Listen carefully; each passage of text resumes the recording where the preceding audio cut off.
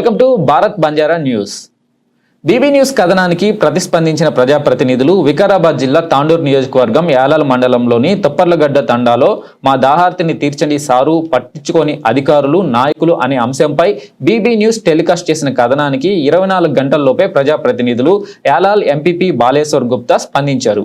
గిరిజన తండాలో బోరు వేయించి గిరిజనులకు తాగునీరు సౌకర్యం కల్పించారు. బోర్లో నీరు రావడంతో కొంతవరకు నీటి సమస్య దూరం కావచ్చని హర్షం వ్యక్తం చేశారు గ్రామస్తులు.